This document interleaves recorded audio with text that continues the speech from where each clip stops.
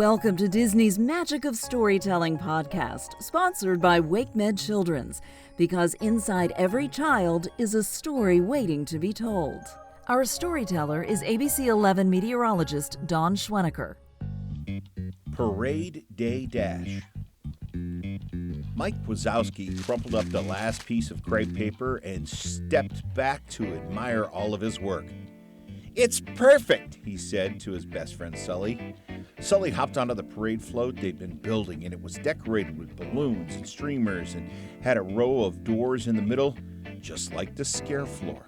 It was the best float Sully had ever seen, and when he rode it the next day, he'd be doing his favorite thing, scaring. Sully crept behind one of the doors and threw it open. Mike put on his best announcer voice. "Introducing the grand monster of this year's Monstropolis Day Parade, Mr. James P. Sullivan." Every year, Monsters, Inc. held a parade on the day Monstropolis had been discovered. Since Sully had collected more screams than any other scarer that year, he'd been asked to lead the parade. Sully grinned. "Want to take a practice drive around the parade route?" "Sure, hop in," Mike said. It was a beautiful evening in Monstropolis. Main Street was already lined with flags, banners, even sour lemonade stands. Then Mike noticed something strange. Someone was moving behind the grandstand. He took a closer look and shrugged. Maybe his eye was just playing tricks on him. When they finished driving along the parade route, they left Mike's car with the float and walked home. They wanted to be sure to get a good night's sleep. The next afternoon, Sully put on his tall Grand Monster hat. Mike gave him a thumbs up and Sully grinned. The friends hurried off to Monsters, Inc. They were excited to get their float up and running. In the parking lot, everyone was getting ready for the parade, and some monsters set up floats while others carried balloons. Mike used a hook to attach his car to Sully's float. "She's ready to go!" He couldn't wait to start leading the parade down the street. Sully jumped up on the float, but when Mike put the key in the ignition, his car would not start. "Of all days," Mike muttered, opening the hood. As Mike checked the engine, Sully anxiously watched the other monsters start to pull their floats out of the parking lot, and the parade would be starting any minute. "Everything okay?" asked Mr. Waternoose, the head of Monsters, Inc. "We need you at the front of the parade, Sully." Sully explained that the car wasn't working. Just then Randall came slinking up. "My float's working perfectly," he said to Mr. Waternoose. "Perhaps I should lead this parade." Mr. Waternoose sighed. "I suppose that would be best. Sorry, Sully. I'm sure you understand." Randall's float was covered in mirrors, all reflecting his sneaky image. "Sorry about your float, Sully," he hissed. "Let me know if you need a lift to a gas station." That's when Sully noticed a puddle on the ground next to Mike's car. He sniffed it. "It's gas," he said. Mike bent down to look, and he gasped.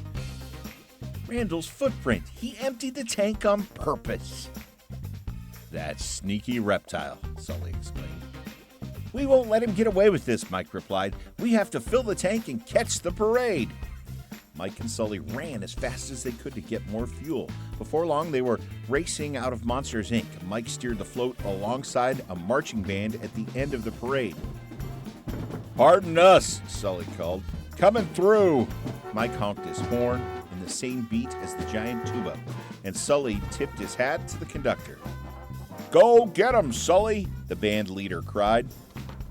The Monstropolis Parade was known for its giant balloons shaped like famous monsters, and they hovered over the street, held down by strong ropes to keep them from flying away. The crowd cheered as Mike drove Sully's float under a balloon in the shape of Mr. Waternoose. He gave the crowd a thumbs up and sped on. Meanwhile, Sully displayed some of his best scaring. He jumped out of different doors on the float, and he roared. And the crowd clapped and they whistled.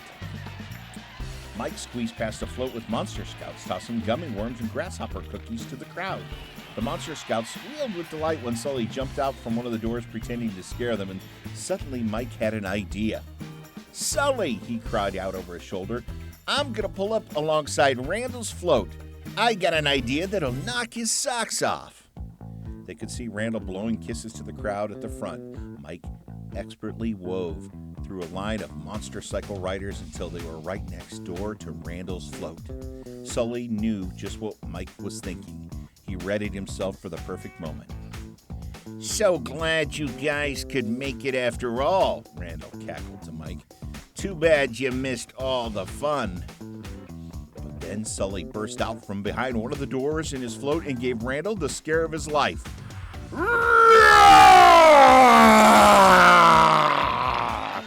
Sully roared. Randall was startled, but the crowd cheered and they clapped and they all thought it was part of the show. "That was awesome," a little monster called to Sully as Mike drove them to the front of the parade. Sully winked and tossed the boy his grand monster hat. The crowd applauded. No grand monster had ever done that.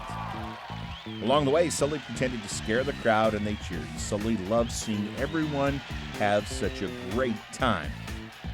"We hope you enjoyed the Monstropolis Day Parade," his voice echoed over the loud cheers.